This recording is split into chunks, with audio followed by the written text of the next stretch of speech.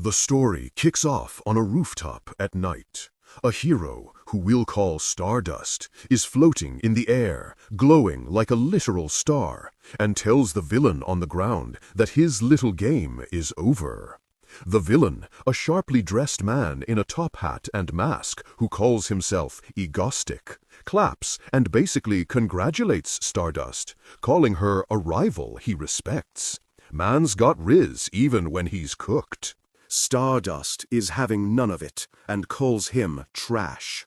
Egostic then drops a bombshell, saying this is his final act and that she's become too powerful for him to play with anymore. He declares he's never going to see her again. With a final "Goodbye, Stardust," Egostic just lets himself fall off the skyscraper.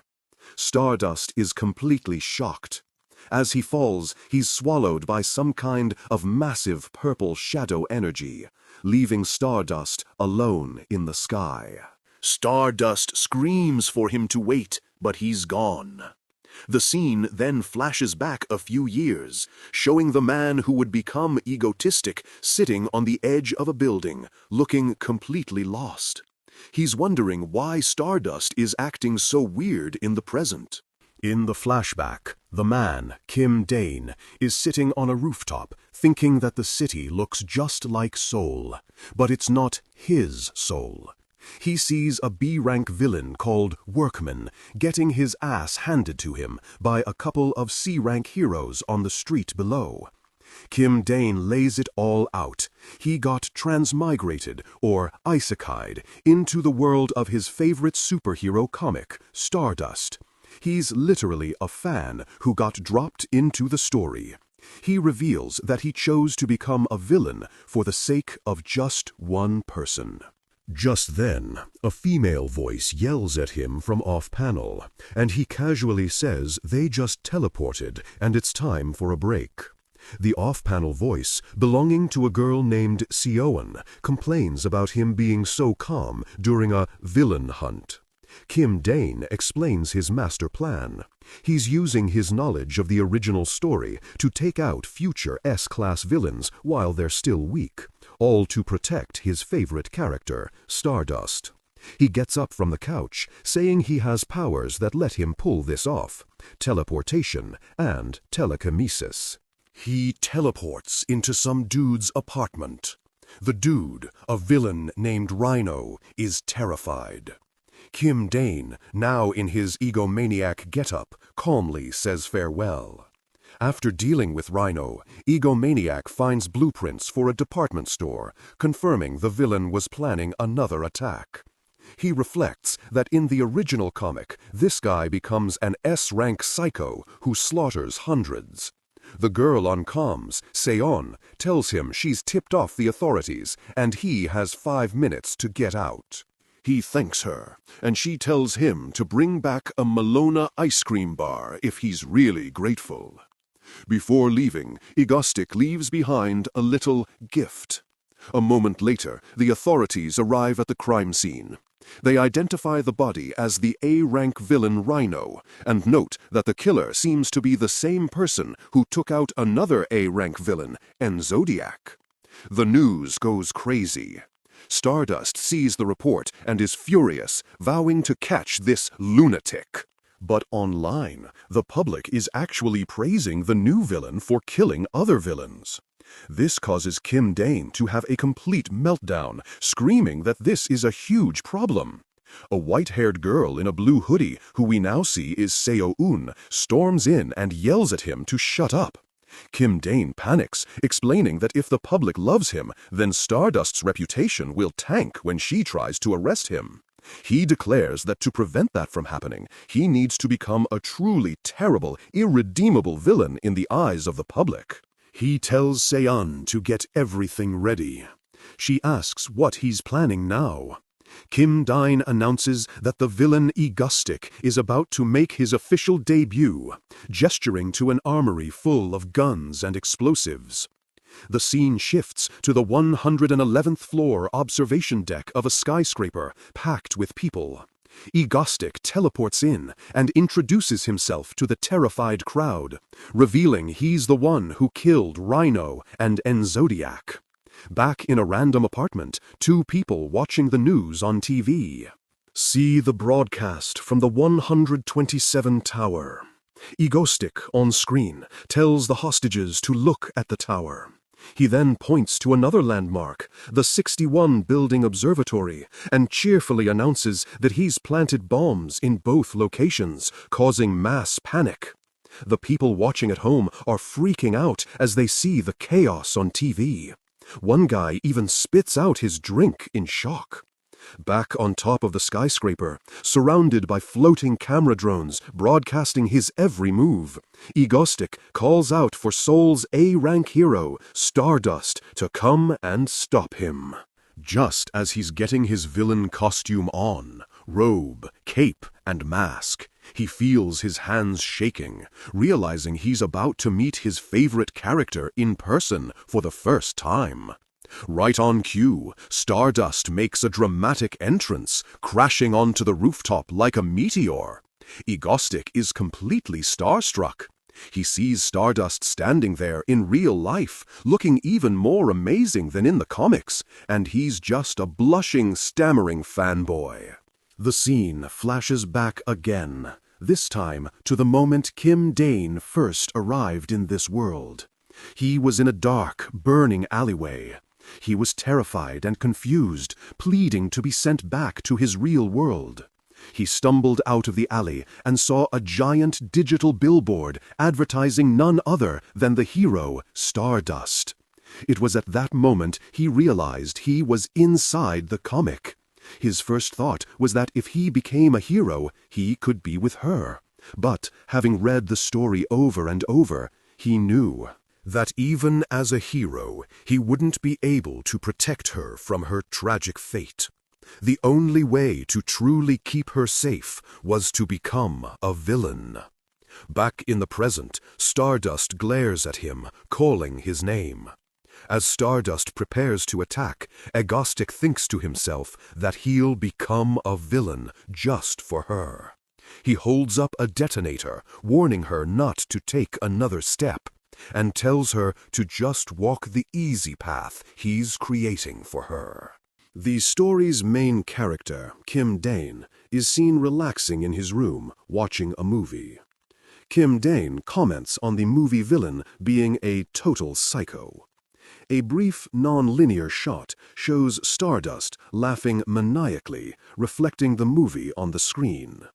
The story cuts back to the skyscraper rooftop. Egostic, our man in the top hat, tells Stardust not to even think about rushing him, claiming his subordinate also has a detonator. He smugly asks how she likes the stage he's prepared. Stardust, completely done with his games, calls him a lunatic and tells him to release the hostages. She promises that if he does, she'll only give him a light beating before taking him to jail. Egostic acts like this is a great idea and announces to everyone that he's releasing the hack on the observatory elevators. Stardust is immediately suspicious, thinking it can't be this easy. In the lobby, the hostages are relieved and rush for the elevator buttons. But before they can press anything, Egostic yells for them to wait. And here's the twist. Egostic, with maximum troll energy, explains that just letting them go would be no fun. He reveals that the moment anyone presses the glowing down button in one observatory, the bomb in the other observatory will explode. He gives them a 30-minute time limit to make their choice. Egostic taunts Stardust, asking her to go on and press the button, since the people in the other building are just strangers to her. Stardust is absolutely furious, calling him a bastard. Broadcasting to the entire nation, Egostic announces that today everyone will witness the depths of human selfishness in his grand game. The hostages completely lose it, realizing the horrible choice they've been given. panic erupts as they argue that they have to save themselves before the timer runs out, even if it means sacrificing the others. The crowd is in chaos, with some yelling that they're running out of time, and others horrified at the thought of pressing the button. Meanwhile, Stardust is thinking through her options, realizing that even if she takes Egostic down instantly, it's all for nothing if another detonator really exists. Stardust yells at Egostic, asking if he gets a kick out of playing with people's lives. Egostic just chuckles and says that's not the fun part. He starts praising her, calling her one of Korea's greatest heroes who never compromises. When she asks what the hell he's babbling about, he says he's just giving her some props since they're live on national TV. Egostic then reveals the real fun part, seeing a hero as powerful as her be completely helpless. He offers her a chance to play, saying he'll connect her to the hostages so she can talk to them. The deal is simple. If she can convince both groups to trust each other and not press the button for 30 minutes, he'll let them go. Stardust is skeptical, asking how she can possibly trust a maniac like him. Egostic just shrugs, pointing out that it's a better option than just standing there doing nothing. With that, Egostic dramatically starts a countdown, and the broadcast goes live to the hostages. Stardust appears on the giant screens in both observatories. The terrified hostages call out her name. She begins a speech telling everyone that each person holds an unshakable belief in their heart. We get a glimpse into Egostic's mind, and his true plan is revealed. He's thinking that this is exactly what he wanted. He will be remembered as the villain behind this terror attack, which will, in turn, make Stardust shine even brighter as the hero who saved the day. The whole thing is a stage he built just for her. Stardust continues her epic speech, urging the people to show the villain that they are strong, that their faith in each other won't break, and that they will never bow to evil. As she inspires hope in the crowd, Egostic watches with a small, satisfied smile, whispering a quiet thank you. The timer ticks down to the final 5 seconds. The tension is insane as everyone waits, holding their breath. The timer hits 0. Egostic is in complete disbelief. He screams, "No way!" internally, shocked that the selfish humans didn't immediately press the button to save themselves. He has a full-on meltdown, falling to his knees and yelling that it's impossible. He rants that at least one person should have been selfish like him, refusing to believe that humans can be so altruistic. Stardust floats down, calmly telling him that people aren't as selfish as he thinks. Stardust admits that not everyone can be selfless, but she believes in the good of humanity. Egostic finally gets it, realizing that it was Stardust's speech that brought everyone together and gave them the strength to trust each other. Finding the situation hilarious, Egostic tells Stardust that this was fun and promises that in their next game he will definitely win. He then teleports away. Furious at his escape, Stardust unleashes her power and completely demolishes all of Egostic's broadcast drones and cameras. On the streets below and in the observatory lobbies, the rescued hostages and the public erupt in cheers, chanting Stardust's name.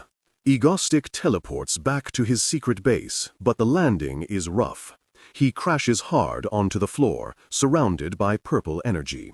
He's completely wiped out, complaining that his teleportation ability damages his body based on the distance he travels. He moans that he won't be able to move for days and jokingly asks to be saved. His white-haired partner, Seo-eun, appears.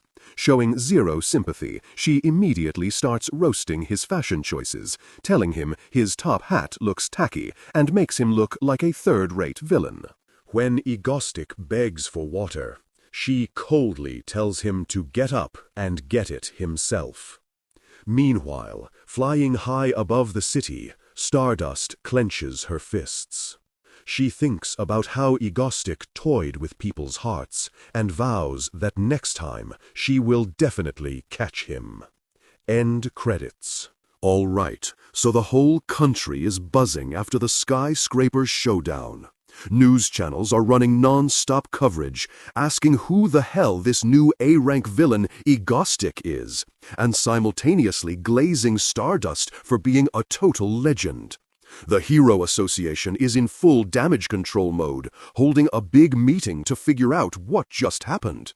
Inside the Hero Association HQ, some poor suit is trying to start a briefing on Egostic. But the big boss, a guy with brown hair and glasses, is already over it. He's like, "I've seen the report 1,000,000 times. Get to the point." The briefer is immediately cooked. The briefer, sweating bullets, explains that the bombs Egostic used were high-grade, custom-made jobs. They were powerful enough to blow the entire observatory to Kingdom Come. The boss with the glasses correctly guesses that our boy probably built them himself. When the boss asks how Egostic hijacked a national broadcast, the briefer admits they have absolutely no clue. The security was top tier, so they're thinking he must have an accomplice, some genius hacker who probably also helped with the bombs. The presentation then points out the obvious. Egostic seems completely obsessed with Stardust. He left her a message at a previous crime scene and called her out by name during the skyscraper incident. The boss turns to Stardust, who's been sitting there the whole time, and asks for her take on the guy. Stardust does not hold back. She calls him a straight-up psychopath who gets off on messing with people's minds and is clearly capable of pulling off major terrorist attacks. Meanwhile, we cut to our boy Dain, who looks like he's dying in his bed, feeling the after-effects of his villainous debut.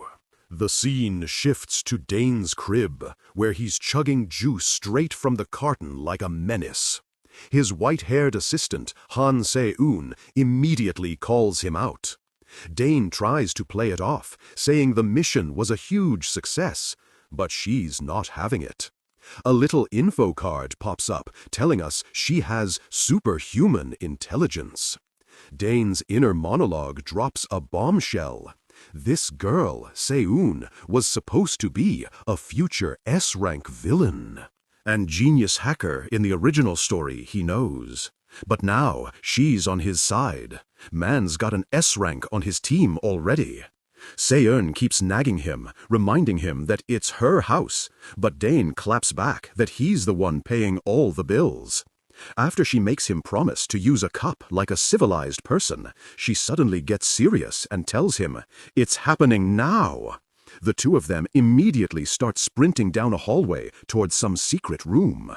The vibe just went from sitcom to serious business real quick.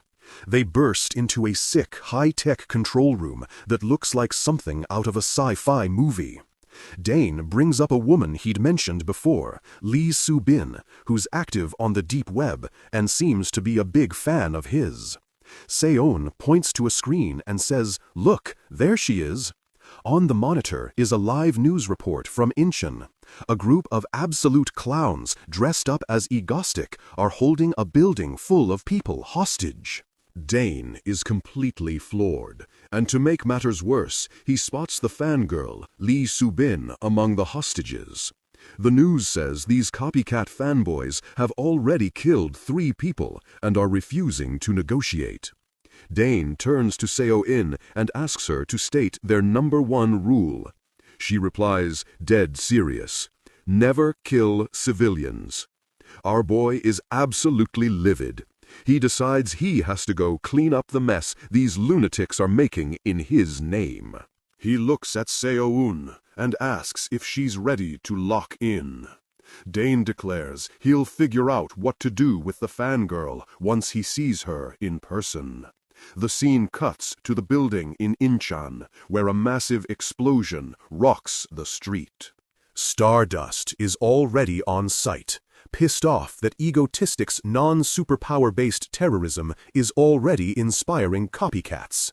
Just as she's about to get clearance to go in, her command tells her the impossible. Egostic himself has just shown up and is live-streaming the whole thing on YouTube. We see the live stream from Stardust's phone. The chat is going absolutely insane as Egostic casually strolls into the building. Right up to his so-called followers. The copycats lose their minds. They start cheering, thinking their hero has arrived to help them with their massacre. They're chanting his name, fully expecting him to join the party. Egostic, however, is just complaining about how much long-distance teleporting sucks and calls the copycats a bunch of lunatics for causing all this trouble. He then just starts laughing maniacally at the sheer stupidity of the situation. Over the comms, Seo-eun gives him a target. The guy by the pillar holding the camera that's recording everything. Egostic says, "Got him," and immediately lunges forward. In a flash, Egostic takes out the cameraman. The other copycats are stunned, with one of them screaming that this guy can't be the real Egostic and must be a cop in disguise. Egostic proceeds to absolutely no-diff the rest of the wannabes, slamming them into the walls like rag dolls. One of the last ones standing can only stare in shock as our boy proves he's on a whole other level. As he finishes cleaning house, Egostic makes it crystal clear. "I've never had idiots like you as followers." We see the bodies of the fake Egostics getting tossed out of the building's windows. Back on the ground, Stardust gets the order to enter the building and secure the hostages from both the terrorists and the real Egostic. She's cleared to engage. Inside, Seo-eun radios Dain with critical intel. The fangirl, Lee Soo-bin, was dragged in by the copycats and is not one of them. She tells him to keep her alive. At that moment, we see Lee Soo-bin on the floor, begging for someone to save her. Egostic looms over the terrified Lee Soo-bin and grabs her. He asks her if she understands what she did wrong, and through her tears, she says yes. As Lee Soo-bin cries that she was wrong, Egostic just looks down at her and asks what he's supposed to do with her if all she does is cry. Then, in the most insane plot twist ever, Egostic turns to the hostages and the live camera, bows deeply, and apologizes. He takes full responsibility for the copycat crime his actions inspired, and announces he's sending compensation money to all the victims' bank accounts. Internally, he's just praying Seo-eun can figure out how to transfer the cash without getting traced. With his apology delivered, Egostic grabs Lee Soo-bin to teleport out. But the strain from all the teleporting is too much, and his body starts giving out on him right as he's trying to make his grand exit. He manages to teleport just outside the building, but he lands right in front of a charging Stardust. He's completely caught off guard, ending the chapter on a massive cliffhanger. The story cuts to a new location, the campus of Yonhee University, setting the scene outside a coffee shop. Inside the coffee shop, a student is looking at her phone, which is showing a news report about the recent hostage situation. The online comments are going wild, clowning on Egostic's name and calling him Mangostic. The student is revealed to be Shin Haru, aka Stardust. She lets out a huge sigh, clearly stressed out, as she flashes back to the moment she confronted Egostic right after he teleported. Her flashback continues, replaying the moment Egostic, in a rage, yelled his own name in frustration. She remembers her own determined thought that she would definitely catch him this time.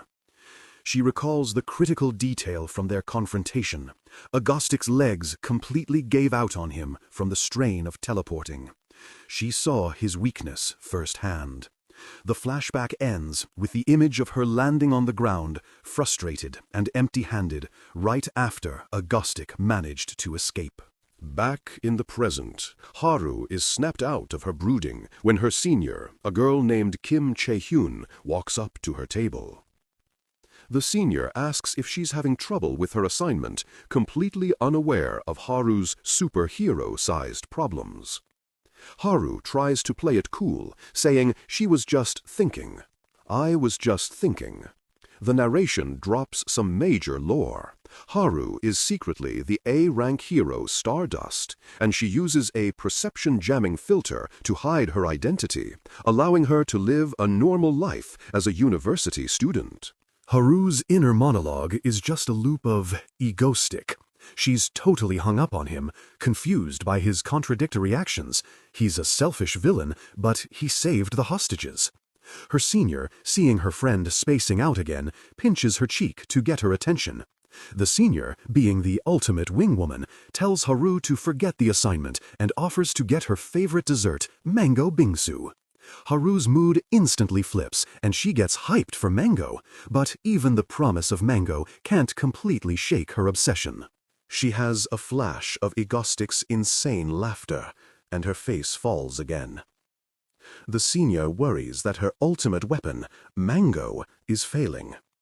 Fired up, Haru accidentally combines her two obsessions, muttering "Mangostic" before correcting herself. She declares that she's going to catch Egostic and rip his mask off. The senior just thinks she's being adorable and starts feeding her snacks. The scene shifts dramatically to a normal-looking house in Seoul. This is the front for Egostic's secret lair.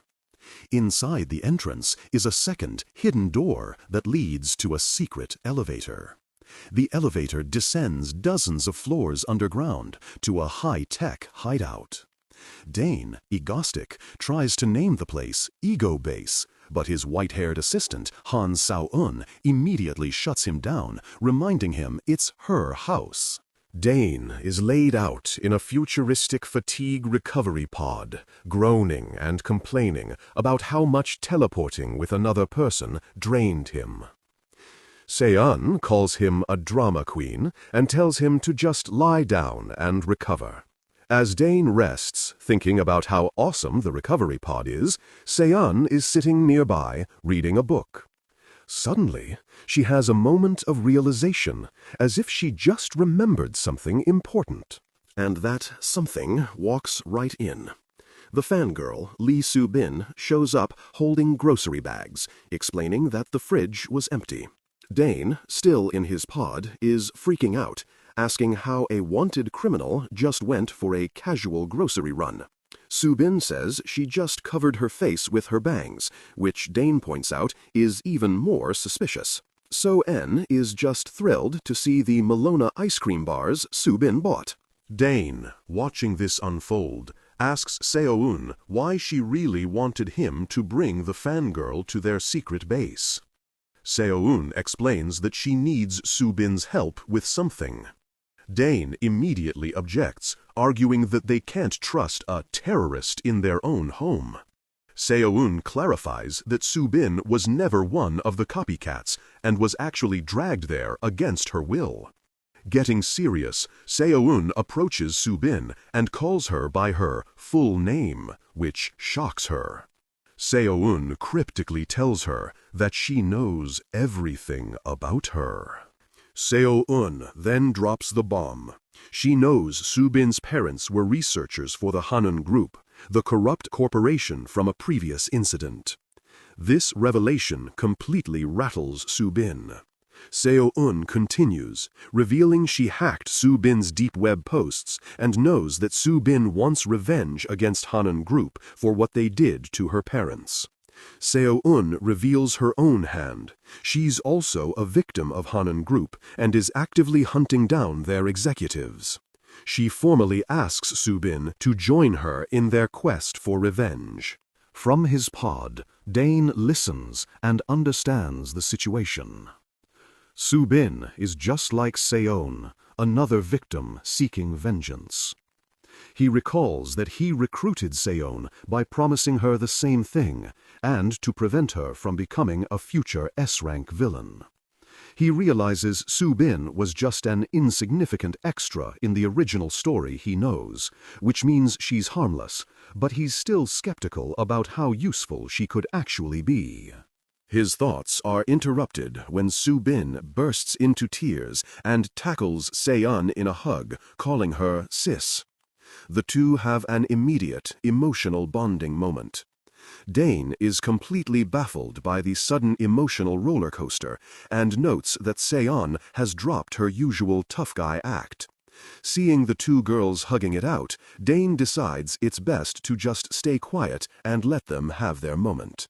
The scene changes again, this time to a fancy restaurant at night. A new character, a creep with purple hair named Kim Hak-chol, is on a date and berating the woman for crying, annoyed that she isn't flattered by his unwanted advances.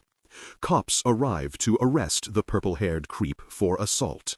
He acts completely unfazed, telling them to buzz off while he eats. When an officer tries to arrest him, he effortlessly overpowers him. The scene cuts to a rooftop, where the purple-haired villain mockingly repeats the officer's words, revealing he has superpowers as a dark aura surrounds him. In a shocking display of cruelty, Kim Hak-chol kicks the police officer off the roof of the skyscraper, calling him a worthless cop. It's clear a new, dangerous villain has just appeared on the scene. The story opens with a wild flash forward. We see Han Seo-eun, now rocking a new villain name, White Witch, in the middle of a completely wrecked city. She's facing off against Stardust, yelling about how killing her won't change anything. It's an insane "what the hell is going on" moment that hints at a dark future. We flash back to the hideout, and the vibe is completely different. Seo-eun is hilariously chewing out our boy Egostic for drinking all the orange juice. He's apologizing like a little brother who just got caught. The second Soo-bin, the fangirl, shows up, Seo-eun's entire personality flips. She goes from angry gremlin to super sweet and affectionate, hugging Soo-bin. Egostic is just watching from the side, completely baffled by the mood swing. Soo-bin casually asks Seo-eun if she's finally done pretending to be a guy, which sends Seo-eun into a rage spiral of screaming "Bro!" over and over. Egostic just laughs, confirming this is their normal. Egostic's inner monologue kicks in, giving us the full, tragic backstory on Han Seo-eun. She's a genius with superhuman intelligence, and the only survivor of a messed-up experiment by the Hanoon group called the Blossoming Project, where they experimented on hundreds of kids. One day, her powers went berserk.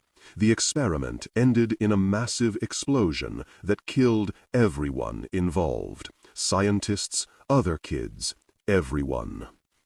The only one left was Seo-eun. After the explosion, a badly injured Seo-eun literally crawled out of the rubble and went into hiding, building the secret underground base all by herself. She lived completely alone for years, just hacking away in the shadows, until our protagonist, Egostic, found her. We see a flashback to their first meeting. Egostic found her in the hideout and offered her a deal, asking if she wanted revenge and telling her that he needed her strength. He made it clear he wasn't there to hurt her, but to save her from her lonely path of vengeance. Back in his thoughts, Egostic reveals that in the original story he knows, Seo-eun's quest for revenge turns her into a terrifying S-rank villain who eventually dies. He's determined to prevent that future, even if it means making her his accomplice. He then thinks about Soo-bin, the fangirl. Turns out she's also a victim of the Hanin group who lost her parents. Despite that, she's a brilliant computer science major at a top university and is now helping Seo-eun with the hacking. He admits that her incredible... He then thinks about Soo-bin, the fangirl. Turns out she's also a victim of the Hanun group who lost her parents. Despite that, she's a brilliant computer science major at a top university and is now helping Seo-eun with the hacking. He admits that her incredible cooking skills have totally won him over. The scene shifts back to the present. Seo-eun proudly presents her latest invention, a tiny, spider-like tracking sensor. Egostic is confused about why they need it. Seo-eun reminds him of his real job, taking down the villains from his list. She pulls up a profile for their next target, Kim Dain, the purple-haired creep from the last chapter. He's an A-rank teleporter who can blink around without any cooldown, making him nearly impossible to catch. Egostic is not thrilled. The operation begins. Egostic is perched on a rooftop overlooking the villain's house, getting orders from Seo-eun over the comms. He's still whining about how he hasn't gone in yet. Egostic is freaking out about teleporting directly into the living room. Seo-eun, completely exasperated, explains her genius plan. He needs to fire a gun and launch the tracker at the exact same time. She reveals that she made the tracker faster than a bullet, so even if the villain dodges the shot, he'll still get tagged. Egostic suggests just ambushing the guy outside, but Seo-eun shuts him down, explaining that her research shows this dude only teleports and never just walks around. She's getting super frustrated with his complaining. Back at the base, Soo-bin sincerely wishes Egostic good luck. Seo-eun, trying to act cool, awkwardly echoes the sentiment. With a final, "Here goes nothing," Egostic teleports into the house and lands right in front of Kim Dain, who has just gotten out of the shower and is only wearing a towel. The timing is absolutely perfect. The purple-haired villain is stunned. Over the comms, Seo-eun is screaming at Egostic to shoot, but he hesitates for a second, cursing the awkward situation. Egostic fires, but misses. He immediately asks Seo-eun if the tracker managed to stick. The narrator maintains a consistently grounded, low-pitched, and steady delivery. Pacing is deliberate, clear, and unhurried, even during moments of action or rising tension. Emotional shifts are subtle, conveyed through changes in emphasis, slight variations in pace, or vocal weight, always remaining within a calm and composed baseline. And she confirms it did. Soo-bin instantly tracks the villain's new location 500 meters east, and Egostic teleports off in pursuit. The chase spills out into a crowded downtown street in broad daylight. People immediately recognize Egostic and start filming, with social media blowing up in real time. Egostic is pissed because this public chaos was definitely not part of the plan. The scene cuts to a university classroom. Shin Haru, aka Stardust, is trying to be a normal student when she gets an alert through her earpiece. Egostic has appeared downtown. She makes a quick excuse and bolts out of the lecture hall. As Stardust flies to the scene, she wonders what kind of scheme Egostic is plotting this time. The action cuts back to Egostic, who has cornered the injured villain at a crosswalk. He confirms with Seo-eun that the bullet must have grazed him, which is why he couldn't get away cleanly. Just as Egostic is about to capture the villain, Seo-eun suddenly screams, "Pain!" over the comms. A split second later, we see why she screamed. A massive truck is barreling down the road, about to turn Egostic into a pancake right in the middle of the crosswalk. The story flashes back to the past. The story flashes back to the past. Kim Hak-chol, the purple-haired creep, is tied up and getting worked over by some mobsters at a pier.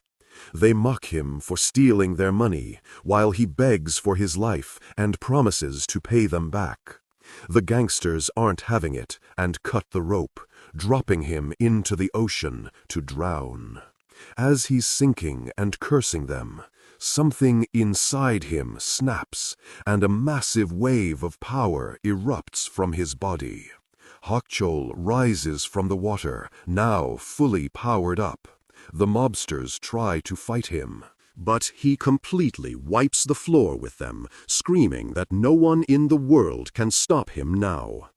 We snap back to the present, right as the truck is about to hit Egostic. In a huge plot twist, the truck door slides open to reveal Egostic himself was inside, using the vehicle as a surprise attack. Even with the perfect ambush, Hak-chol's teleportation is too quick. He dodges at the last second, and Egostic is thrown from the truck, making a rough landing on the crosswalk. The chase ends in a large public plaza, where Egostic has finally cornered the injured villain. He starts a big theatrical speech for the crowd, declaring that it's time to take out the trash. During their confrontation, a civilian girl gets knocked down. Egostic immediately pauses the fight to play the gentleman, helping her up and making sure she's okay, in a clear PR move. Meanwhile, Hak-chol is on the ground, bleeding and defeated. The crowd just stands around, filming the entire event on their phones. Hak-chol is completely knocked out, lying face down on the pavement. Egostic stands over the villain, with his gun drawn. He tells Hak-chol that while they're both villains, Egostic isn't nearly as rotten, delivering the ultimate "we are not the same" line. Turning to the crowd, Egostic lists all of Hak-chol's crimes, murder and theft, and asks them if a man like this deserves to live. The crowd erupts, chanting for him to kill the villain.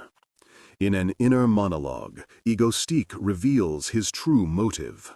He knows from the original story that Hak-chol was fated to become an S-rank monster who would kill hundreds and cause immense suffering for Stardust.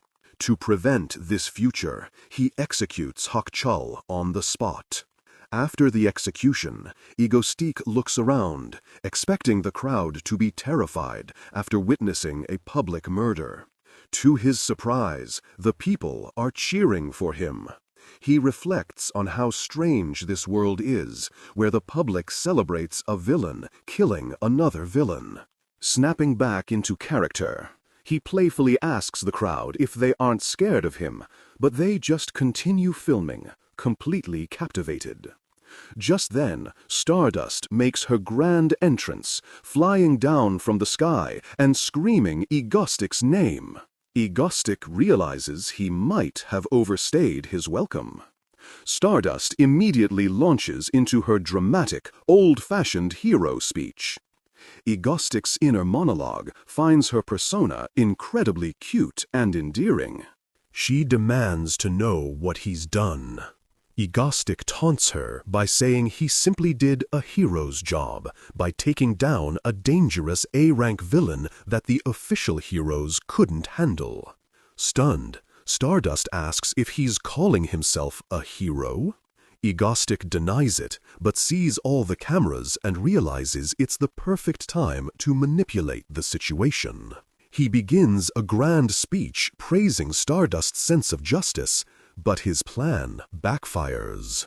The crowd starts siding with him, questioning why Stardust only showed up after the danger was gone. Over the comms, Seo-eun, the white-haired girl, tells him to stop his cringy act and come home. Overall vocal directives: maintain a low, calm, steady, and grounded baseline. The narration should be observational and deliberate, like a storyteller recounting events with a quiet authority. Emotional variations should be subtle, internal, and conveyed with restraint, allowing the words themselves to carry the weight. Pacing should generally be measured, but allow for slight adjustments to highlight action or emotion without losing the grounded feel. Egostic quickly wraps things up, telling Stardust he'll continue his villainy so she can try to stop him, before making a flashy teleporting escape. The crowd awkwardly leaves, and Stardust is left standing alone over the dead villain's body, looking completely isolated and defeated. Egostic teleports back to the hideout, but immediately collapses from exhaustion. Seo-eun, the white-haired hacker, yells for Soo-bin to come help. Soo-bin, the brown-haired fangirl, rushes over in a panic. Seo-eun explains that he's suffering from the backlash of using his teleportation power, and the two of them struggle to drag him to safety. The incident immediately blows up online.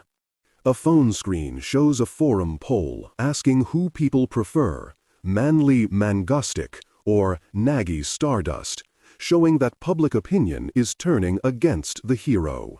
The final scene shows Stardust sitting alone on the edge of a skyscraper at night, looking at news headlines on her phone that paint Egostic as a hero. She is left to deal with the fallout of a villain becoming more popular than her. All right, so we kick things off with a massive strategic shift. Instead of continuing from the last chapter, we get a flashback to a dark, rainy alleyway. We see someone kneeling over two bodies. This is some serious backstory time.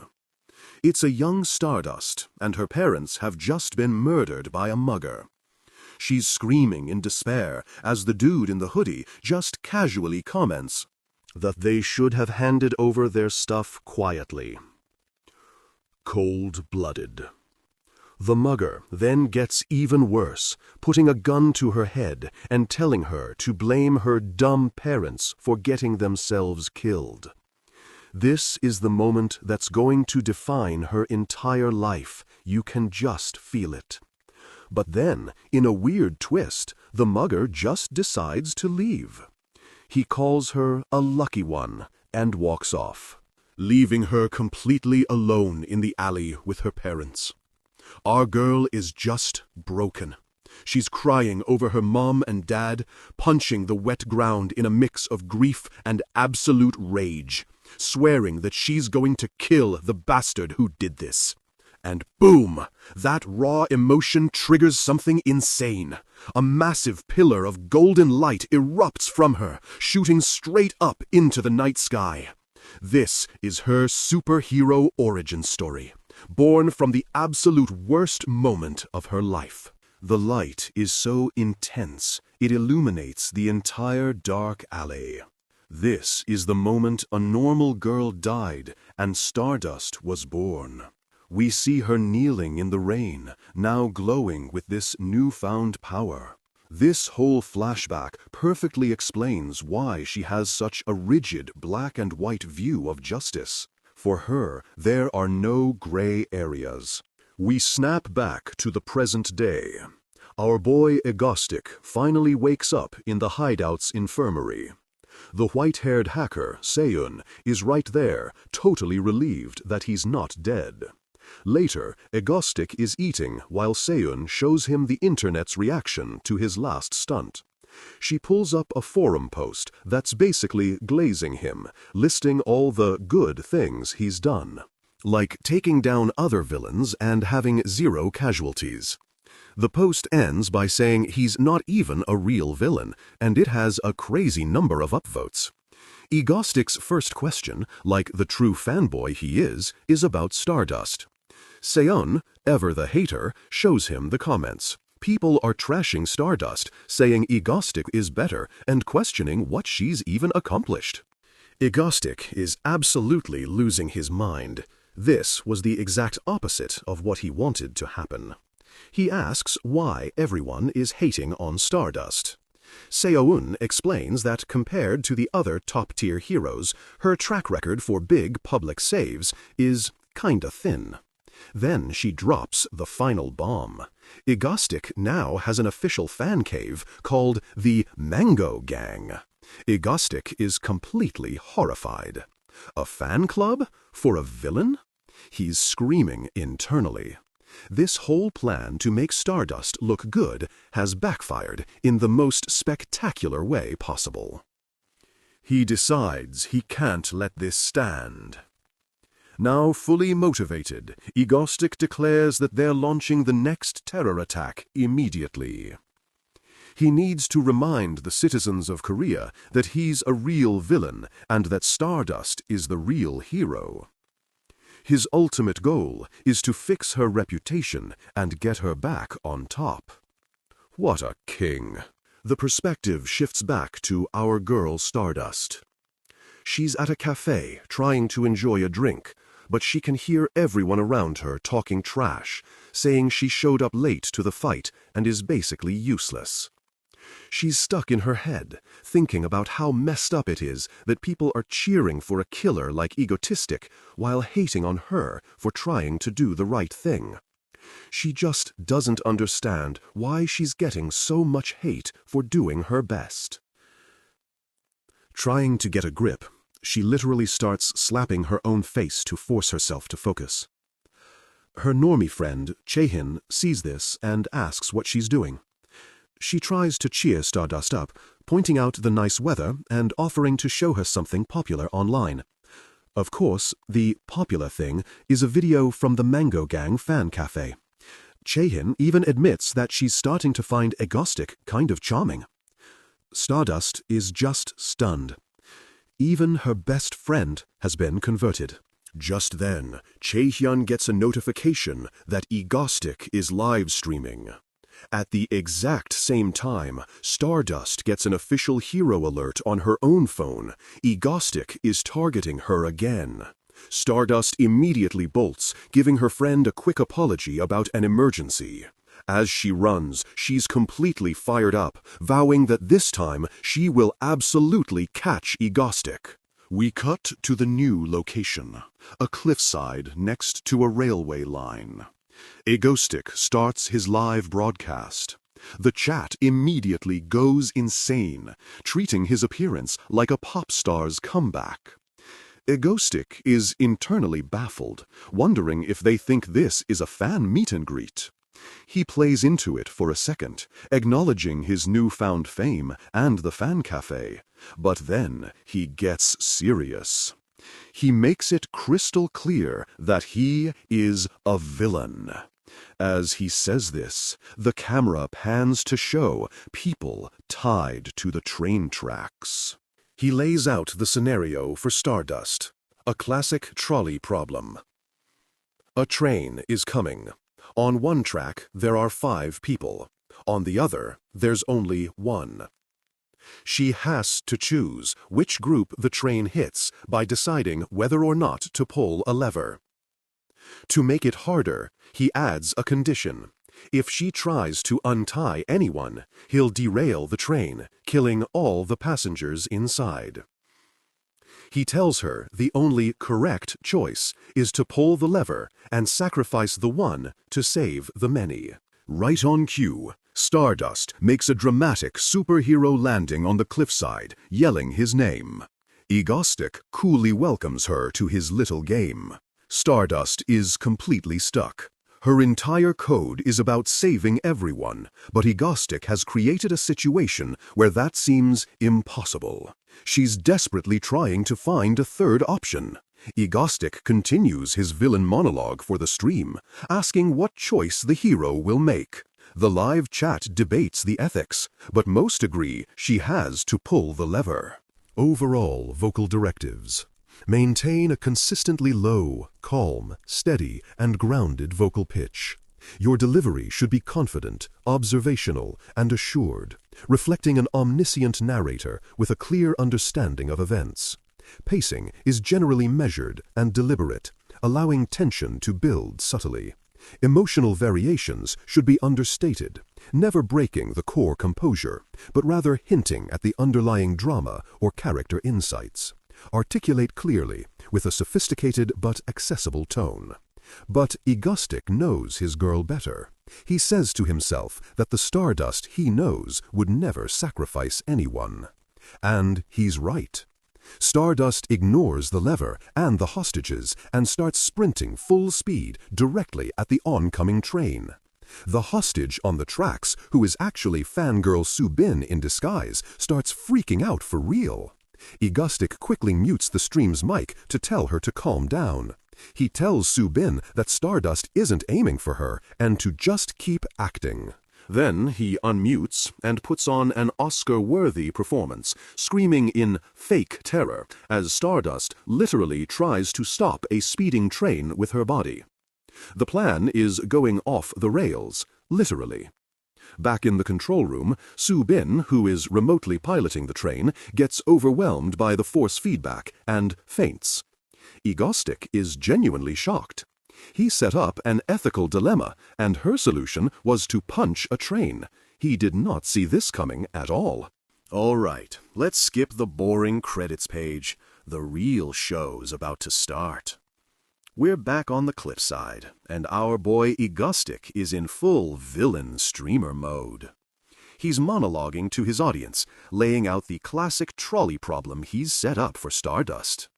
He asks what the righteous hero will do. In a quick flashback, we see Egostic's inner thoughts. He's tipping his hat, totally smug, because he thinks his plan is absolutely perfect and going off without a hitch. Famous last words, my guy. Famous last words, my guy. Another flashback shows him complaining while setting everything up. Apparently, staging a terror attack in broad daylight without getting caught is a real pain. The logistics are a nightmare.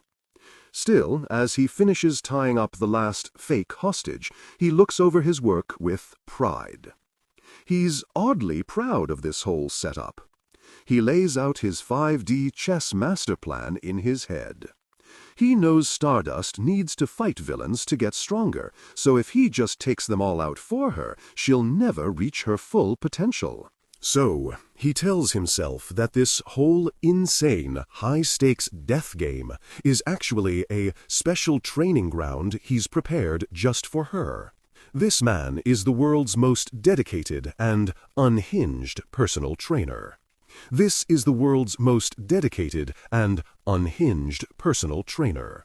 Back in the present, the live chat is absolutely losing it because Stardust is just charging the train head-on. They're all calling her a lunatic.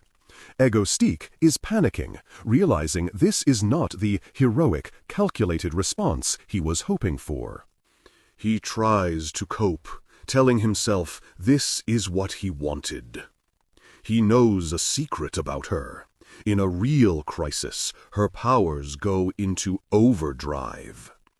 He's betting his entire plan on her getting a massive power-up right here, right now. He's convinced that because of this hidden potential, she can definitely stop the train, even though on paper it should be impossible for her. He has more faith in her than anyone. But then, disaster strikes. Back in the control room, the remote control girl, Seo-eun, has fainted from the stress, and her hand is jammed on the accelerator. The train isn't just moving, it's speeding up. Egostic is officially cooked. He goes into full-blown panic mode, freaking out that one of the hostages might actually die. He knows that if that happens, it won't be a hero's journey for Stardust. It'll be a one-way ticket to her villain arc. We get an intense montage of Stardust screaming as she pushes against the speeding train with all her might, while Egostic just watches from the cliff, basically praying to every god he can think of that she pulls this off. With a massive crash, the train grinds to a halt. The impact is so wild that Egostic, in his shock, drops his phone. He cannot believe she actually did it. He's massively relieved that his plan didn't accidentally create a fallen hero. He tells himself to hurry up and show herself, but then a new fear hits him. What if the impact killed her? He stares at the wreckage on his phone screen, genuinely terrified that he might have just killed his favorite hero. The panic is real. But then our girl Stardust emerges from the smoke. Forgetting he's on a live broadcast, Egostic throws his hands up and screams, "Yes!" in pure fanboy joy. The chat immediately picks up on it, and the theories start flying that he's secretly her #1 fan. Trying to recover, he leans into it, using the moment to do some PR for her. He tells the world that this is the real Stardust, a hero whose powers literally explode based on her sheer will to save people. After using every last drop of her power, Stardust is completely drained and collapses to the ground. Egostic approaches her as she's lying on the ground. With her last bit of strength, she manages to call him a bastard before passing out completely. In a surprisingly gentle moment, he kneels down and tells the unconscious Stardust that she did well and that this was her victory. He gives her a little head pat and says he's leaving, but other heroes will be there soon. He signs off, ending the broadcast. The last thing we see is an online donation with a comment asking what the deal is with the vibe between the two of them. The ship has officially been launched by the public. The scene shifts to the hideout the next morning. The white-haired hacker, Seo-eun, is energetically waking everyone up, while Egostic is slumped over, completely wiped out from the stress of the previous day. Seo-eun, being the team mom, has made a whole breakfast spread for the crew. She gives Egostic an affectionate pat on the head, then immediately grabs him by the collar and tells him to eat before his food gets cold. Tough love. The whole squad, Egostic, Seo-eun, and the brown-haired woman, sits down together for a nice, wholesome breakfast. After a long day of terrorism. As they're eating, Seo-eun grabs the TV remote. She turns on the news, super excited to see how the media is covering their glorious achievement from yesterday. Egostic is internally gloating, thinking he's finally cemented his villain reputation, while also making Stardust a beloved hero again. He's laughing like a madman until the brown-haired woman points at the screen in shock, yelling that the news is reporting that he and Stardust are dating. The broadcast shows a photo of the tender moment where Egostic was patting the unconscious Stardust's head, with the anchor spinning it as a romantic gesture between lovers. In two separate locations, both Stardust and Egostic see this and simultaneously erupt in rage, screaming at the TV about how insane this is. The plan has failed upwards into a whole new dimension of chaos. The scene opens on a news studio where the anchors are absolutely losing their minds. The female anchor dramatically announces that the hottest topic in the nation is the dating rumor between Egostic, the country's most popular villain, and Stardust, the rising hero. The male anchor plays the skeptic, questioning how a villain and a hero could possibly be dating. A reporter, a dude who is clearly the president of the Egostic Stardust Shipping Club, presents his evidence. He shows a picture of the message Egostic left on the building, dramatically asking the anchor what it looks like. The anchor, confused, just says it's a message with Stardust's name. The reporter goes ballistic, insisting it's not just a name, it's a declaration, a gift that means, "For you, Stardust." The reporter then pulls up the now infamous photo of Egostic gently patting the unconscious Stardust's head. He screams that if this isn't love, he doesn't know what is. The male anchor is completely sold, agreeing that they must be dating. The media has officially run away with the story. The scene shifts to a classroom where Shin Haru, our girl Stardust, is staring at her phone in utter disbelief. She's scrolling through the news, thinking everyone has gone completely insane. She mutters to herself that a dating rumor with a lunatic villain like him would never, ever happen. She slumps over her desk, completely drained. She tries to process the feelings swirling inside her. It's boiling hatred and disgust. But it's mixed with some other weird, unidentifiable emotion that's making her sick. Just then, her friend Kim Dain walks up, noting that the last mission must have really taken a toll on her. Dain, being the best friend ever, declares that they're going to heal her weary soul today. She grabs Haru's hand and tells her to just trust her, announcing that they are going out to have fun, no arguments. Meanwhile, back at the villain hideout, the white-haired hacker, Seo-eun, is throwing an epic tantrum on the floor, screaming that she wants to go out and have fun too. The remote control girl, Seo-bin, tries to be the voice of reason, looking down at her with a sweat drop of concern. Seo-bin reminds everyone that they just pulled off 2 major terror attacks and should probably lay low. But Seo-eun is not having it, whining that she still wants to go have fun. Our boy Egostic, the bro, steps in and, like the indulgent leader he is, announces that they'll all go out together. The narrator maintains a consistently low, calm, steady, and grounded vocal presence. Delivery is deliberate and articulate, with an observational quality. Emotional variations are subtle, manifesting as nuanced shifts in inflection, underlying energy, or pacing, rather than significant changes in pitch or volume. There's often a hint of dramatic irony or quiet contemplation embedded in the narration. Seo-eun immediately jumps up, screaming in victory. Egostic watches her, a small smile on his face, but internally he's thinking that none of this was supposed to happen in the original story. In a moment of pure, uncut foreshadowing, he wonders to himself, what could possibly go wrong? Elsewhere, Haru looks at a pamphlet her friend gave her, a small smile on her face as she reads about an ice cream festival.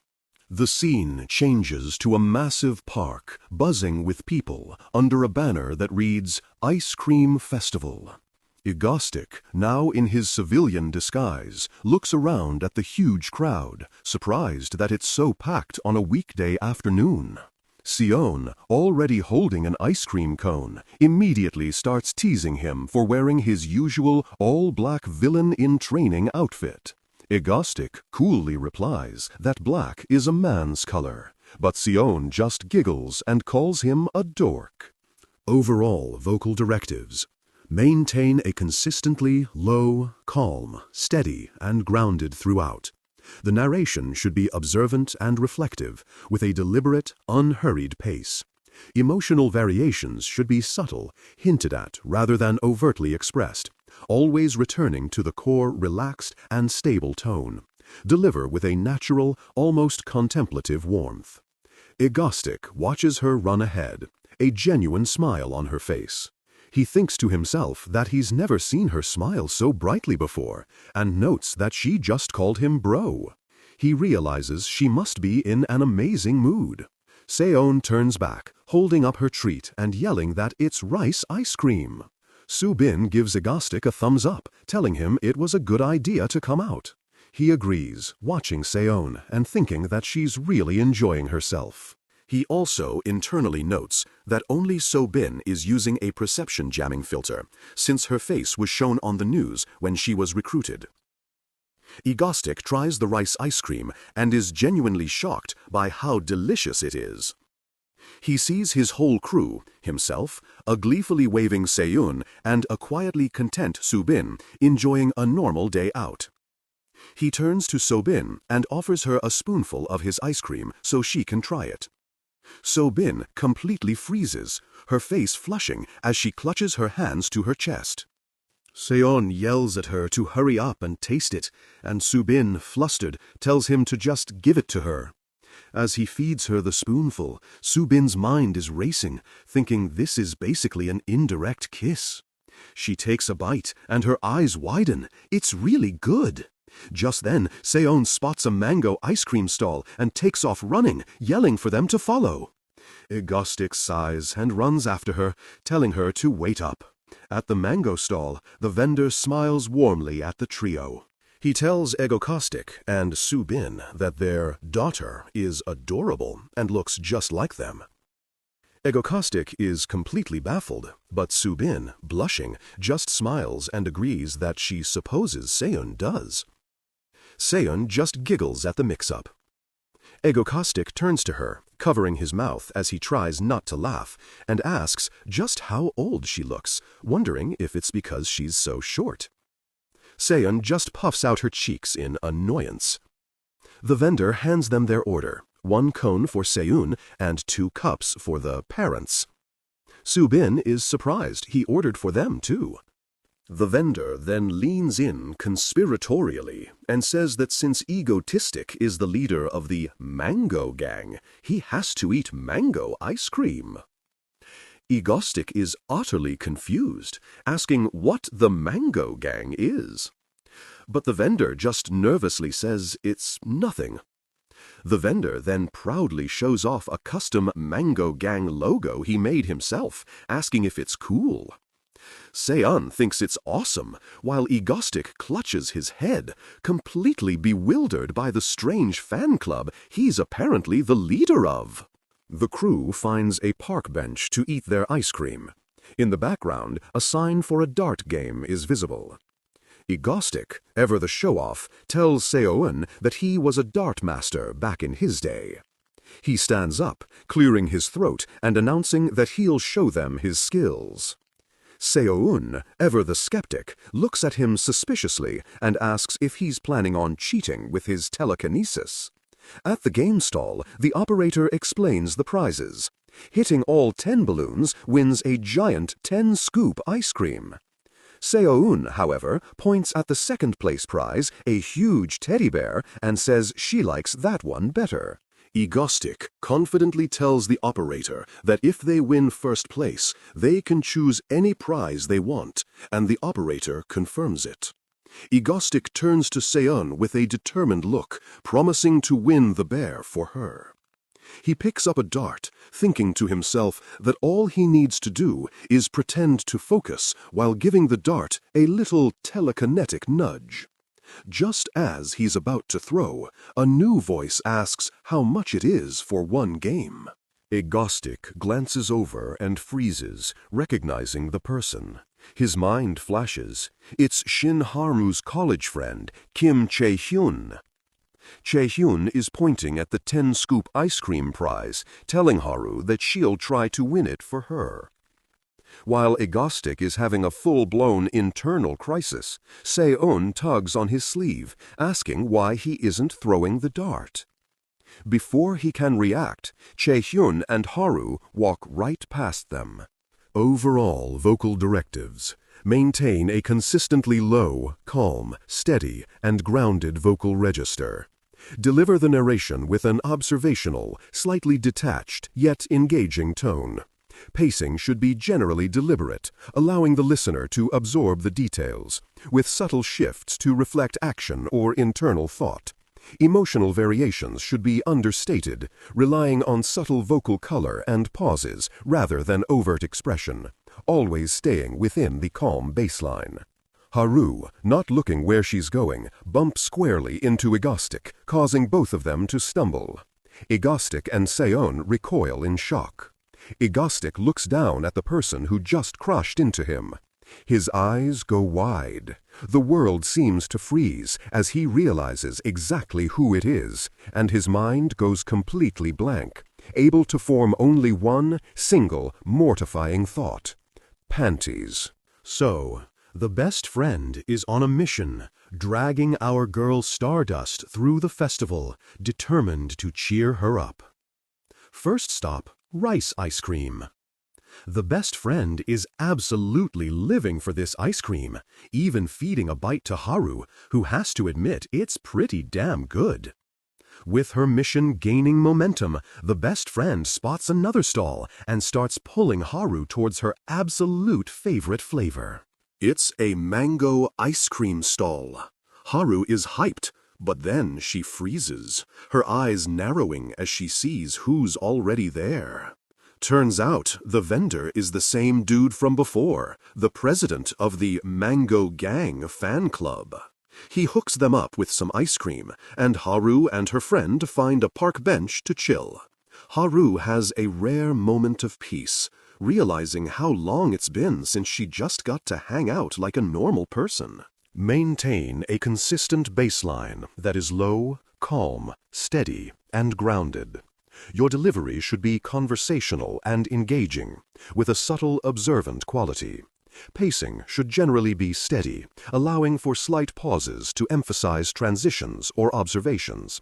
Emotional variations should be understated, never straying far from the calm, controlled core, perhaps hinting at warmth, mild amusement, or gentle curiosity. She's actually smiling and enjoying herself. But the best friend is a woman of action and immediately spots a dart game, pointing it out to Haru. Haru thinks it sounds fun. The guy running the stall explains that if you hit all 10 balloons, you win a massive 10-scoop ice cream. As they get to the stall, Haru notices Egostic's crew. She thinks they look like a cute young couple with their silver-haired niece and gets a weird feeling she's seen the guy somewhere before. Her friend snaps her out of it, telling her to take her shot. Haru starts throwing, and our boy Egostic, who's standing right there, goes into a full-blown panic. He starts monologuing in his head about Stardust's powers. He's thinking about how she's not just strong. Maintain a consistent baseline that is low, calm, steady, and grounded. Your delivery should be observational, composed, and subtly engaging. Pacing will generally be measured, allowing for slight accelerations or decelerations to reflect the story's internal and external dynamics, but always returning to the grounded baseline. Emotional variations should be subtle shifts in tone or intensity rather than overt expressions, suggesting underlying tension or wry amusement where appropriate. But a legit superhuman whose powers are still developing. He's convinced her danger sense is about to go off and she'll realize he's Egostic, landing them all in jail. While he's having this crisis, Haru casually pops all 10 balloons, no problem. She wins the giant ice cream, and her friend is freaking out about how amazing she is. The stall owner then turns to Egostic and asks if he's going to throw. Egostic, sweating buckets, puts on a brave face for Seo-eun. His secret plan is to just throw the darts randomly, without his powers, and escape. But somehow, for reasons he cannot comprehend, every single dart he throws hits the target perfectly. The stall owner, remembering that Seo-eun wanted the teddy bear more than the ice cream, just gives her the second-place prize. Egostic is left standing there, completely baffled. Egostic's crew tries to bolt, but the best friend, being too nice for her own good, tells Haru to give the teddy bear to them. As they're making the exchange, the best friend trips. The massive 10-scoop ice cream goes flying through the air and slams directly into Egostic's face. An absolute disaster. Seo-eun and Soo-bin rush to his side, accidentally calling him by his real name, Dain.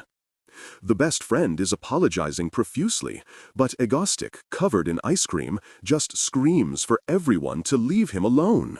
Maintain a consistent baseline of low, calm, steady, and grounded. The overall style is objective, yet subtly atmospheric, building tension through nuanced shifts rather than overt emotionalism. Pacing is generally deliberate, allowing for moments of quiet suspense. Delivery should be measured and articulate, conveying gravitas without becoming somber. All emotional variations should stay within this controlled, grounded range. He tries to play it off like it was no big deal, but when he looks up, he sees Haru and her friend are just frozen, staring at him. He desperately tries to get his crew to leave. But before they can move, a massive explosion rips through the festival grounds. Everything goes dark and chaotic.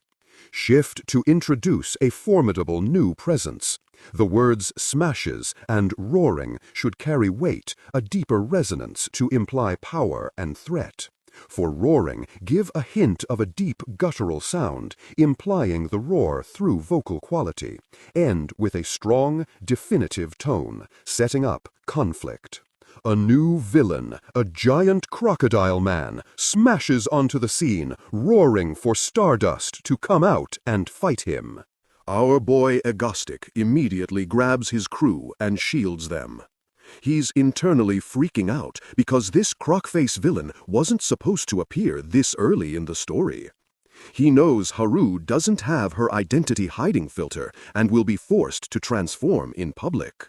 He realizes with horror that this is the exact event that triggers her corruption route in the original timeline. And our boy is having none of that. And our boy decides with fiery determination that he will never, ever allow that to happen. With a massive yell, Egostic unleashes his powers, a huge surge of purple energy exploding around him as he prepares to intervene. He tells a shocked Seo-eun that he's grabbing his ego pack and needs her to set up a broadcast transforming into his villain persona on the spot. While Crocface continues his rampage, threatening to destroy everything if Stardust doesn't show up. A new voice cuts through the chaos. It's Egostic, now in full costume. Standing on a speaker with a microphone, introducing himself as the true villain and public enemy of South Korea. He calls out Crocface for making a mess in his territory. As the online chat goes absolutely insane, spamming Mango Stick. Egostic gives the other villain a terrifying smile and declares that he is now so dead.